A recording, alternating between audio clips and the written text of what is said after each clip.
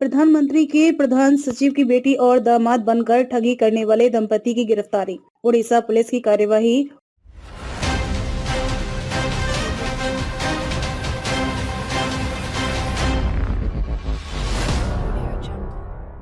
Orissa police ने हाल ही में एक चौंकाने वाली घटना का पर्दाफाश किया है, जिसमें एक दंपति ने प्रधानमंत्री नरेंद्र मोदी के प्रधान सचिव डॉक्टर पी.के. मिश्रा की बेटी और दामाद बनकर कई लोगों से ठगी की। पुलिस ने इस दंपति को गिरफ्तार कर लिया है और उनसे जुड़ी जांच जारी है। यह घटना उड़ीसा के भुवनेश्वर में हुई और इससे जुड़ी जानकारी सोमवार को पुलिस ने साझा की। गिरफ्तार किए गए दंपति की पहचान हंसिता अभिलिप्सा उम्र 38 वर्ष और अनिल कुमार मोहंती के रूप में की गई है। उनके खिलाफ लोगों से प्रभावशाली रिश्तों का झूठा दावा करके ठगी करने का आरोप है। ठगी का तरीका। यह दंपति किसी भी प्रकार के अपराध को अंजाम देने में माहिर थे। उन्होंने अपनी ठगी की शुरुआत प्रधानमंत्री के प्रधान सचिव डॉक्टर पी.के. मिश्रा की बेटी और दामाद के रूप में अपनी पहचान बनाने की है। हंसिता और अनिल ने यह दावा किया कि वे प्रधानमंत्री के प्रधान सचिव के करीबी रिश्तेदार हैं और उनके पास बहुत प्रभावशाली राजनीतिक संपर्क है। इसके जरिए उन्होंने कई लोगों से पैसा इकट्ठा किए और उनसे विभिन्न प्रकार की सेवाओं के नाम पर ठगी की है।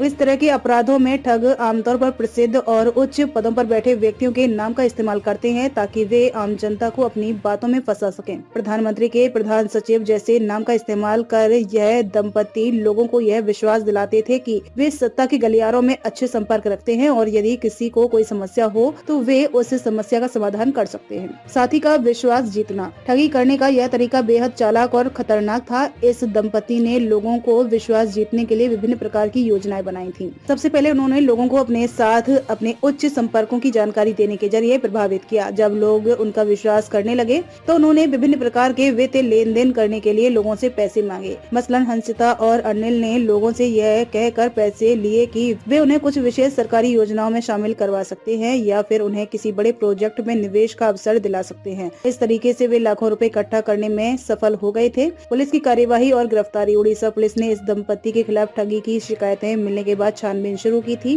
पुलिस ने आरोपियों को ट्रैक किया और उन्हें गिरफ्तार कर लिया। पुलिस ने बताया कि हंसिता और अनिल दोनों एक दूसरे के सहयोग से ठगी की इस साजिश को अंजाम दे रहे थे और पिछले कुछ महीनों से यह गोरख धंधा चल रहा था। पुलिस ने अपराधियों के पास से कुछ दस्तावेज और अन्य प्रमाण भी जब्त किए हैं जो उनके द्वारा की गई ठगी की पुष्टि करते हैं। पुलिस अब यह जाँच कर रही है कि यह दंपति कितने और लोगों से ठगी कर चुका है और क्या इसके पीछे कोई बड़ा नेटवर्क काम कर रहा था। इस तरह की ठगी से बचने के उपाय। यह घटना इस बात का उदाहरण है कि किस तरह लोग सत्ता और प्रभाव के नाम पर दूसरों को धोखा देने में सक्षम होते हैं। इस प्रकार की ठगी से बचने के लिए कुछ उपायों का पालन किया जा सकता है। सतर्कता और संदेह। यदि कोई व्यक्ति खुद को उच्च पदस्थ व्यक्ति का रिश्तेदार बताकर आपसे किसी वित्तीय लेन देन की मांग करता है तो उस पर संदेह करना जरूरी है। हमेशा किसी भी ऑफर या सौदे पर पूरी तरह से सोचें और समझें। अगर कोई व्यक्ति प्रभावशाली पदों के बारे में दावा करता है तो उसकी पहचान और सत्यता की जांच करना चाहिए। किसी भी तरह के झूठे दावों से दूर रहना चाहिए। कानूनी मदद। यदि आपको किसी तरह का संदेह हो तो तुरंत स्थानीय पुलिस या कानूनी सलाहकार से संपर्क करना चाहिए। पुलिस हमेशा आपकी मदद के लिए तैयार रहती है। इन दिनों ठगी के मामले ऑनलाइन भी बढ़ रहे हैं। ऐसे मामलों में आपको किसी भी अनजान व्यक्ति से व्यक्तिगत जानकारी साझा करने से बचना चाहिए। वर्तमान में स्थिति और पुलिस की जाँच। पुलिस ने मामले की गंभीरता को समझते हुए इस मामले की विस्तृत जाँच शुरू कर दी है। उनकी कोशिश है कि यह पता लगाया जाए कि इस दंपति के कितने लोगों से ठगी की और वे किस प्रकार के तरीके अपनाकर पैसे इकट्ठा करते थे। पुलिस ने यह भी कहा कि इस ठगी से जुड़े अन्य लोगों के पकड़ने के लिए छापेमारी की जा रही है। इसके अलावा पुलिस इस बात की भी जांच कर रही है कि क्या यह दंपति अकेले ठगी कर रहे थे या फिर यह किसी बड़े नेटवर्क का हिस्सा थे। उनकी संपत्ति और बैंक खाते की भी जाँच की जा रही है ताकि यह पता लगाया जा सके कि उन्होंने ठगी से कितने पैसे एकत्रित किए थे। पुलिस यह भी जाँच कर रही है कि क्या इस दंपति का किसी अन्य ठगी के मामले से भी संबंध था। संभावित दंड और कानूनी कार्यवाही। इस दंपति पर गंभीर आरोप लगाए गए हैं और यदि उनकी ठगी साबित होती है तो उन्हें कड़ी सजा का सामना करना पड़ सकता है। भारतीय दंड संहिता के तहत धोखाधड़ी के इरादे से किए गए अपराध और किसी व्यक्ति की प्रतिष्ठा को नुकसान पहुंचाने के लिए किए गए अपराधों के लिए कड़ी सजा का प्रावधान है। इसके अलावा जो लोग धोखाधड़ी के इस कृत्य में शामिल होते हैं उन्हें आर्थिक रूप से भी दंडित किया जा सकता है।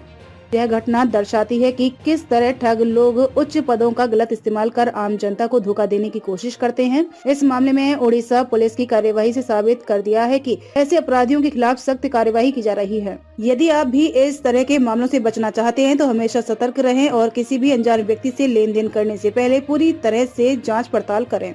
यह घटना एक चेतावनी है कि हम सभी को अपनी जागरूकता बढ़ाने की आवश्यकता है ताकि हम ठगी जैसे घटनाओं से बच सकें।